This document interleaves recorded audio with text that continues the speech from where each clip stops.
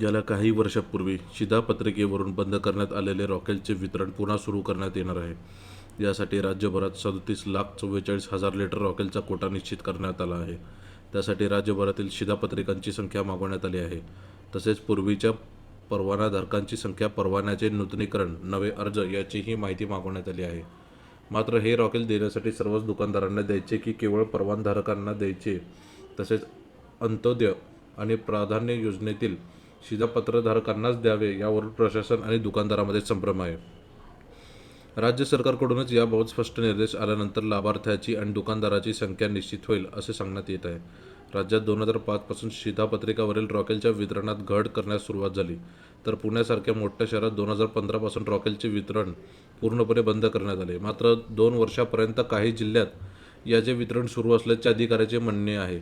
सध्याच्या युद्धजन्य परिस्थितीचा विचार करून राज्य सरकारने पुन्हा एकदा रॉकेलचे वितरण सुरू करायचे ठरवले आहे. त्यासाठी राज्याचा एकत्रित कोटा ठरवला आहे. त्यानुसार राज्यात 3,744 किलो लिटर अर्थात 37,44,000 लिटर रॉकेलचे वितरण करण्यात येणार आहे. मात्र जिल्हानिहाय कोटा अद्याप ठरवण्यात आलेला नाही. त्यापूर्वी वितरणाची यंत्रणा कार्यान्वित करण्याचे आव्हान पुरवठा विभागापुढे आहे. वितरणाची ही यंत्रणा कार्यान्वित नसल्याने लाभार्थ्यांना रॉकेल वितरित करण्यामध्ये अडचणी निर्माण होऊ शकतात. त्यामुळे परवान्यांचे नूतनीकरण व नव्या मंजुरी होणे आवश्यक असल्याचे पुरवठा विभागाच्या अधिकाऱ्याचे म्हणणे आहे. त्यासाठी किरकोळ हॉकर्स, अर्धा घाऊक व घाऊक रॉकेल परवाने मंजुरी, नूतनीकरण व वारसाच्या नावे वर्गीकरणाबाबत जिल्हाधिकाऱ्यांना सूचना देण्यात आल्या आहेत. परवान्याची मुदत संपून रॉकेल परवान्याचे नूतनीकरण करण्यासाठी अर्ज केलेल्या, मात्र नूतनीकरणासाठी प्रलंबित असलेल्यांचे नूतनीकरण झाले आहे असे गृहीत धरावे.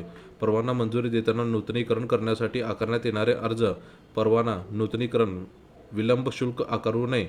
2 वर्षापेक्षा अधिक मात्र 5 वर्षापेक्षा कमी कालावधीच्या विलंबाच्या प्रकरणाबाबत राज्य सरकारऐवजी जिल्हाधिकारी स्तरावरच कार्यवाही करावी. वारसाच्या नावे वर्ग करण्यासाठी प्रलंबित असलेले परवाने तत्काळ वर्ग करावेत. ज्या गावामध्ये किरकोळ रॉकेल परवानाधारक उपलब्ध नाही अशा गावामध्ये रास्त धान्य दुकानदारास परवाना देण्यात यावा.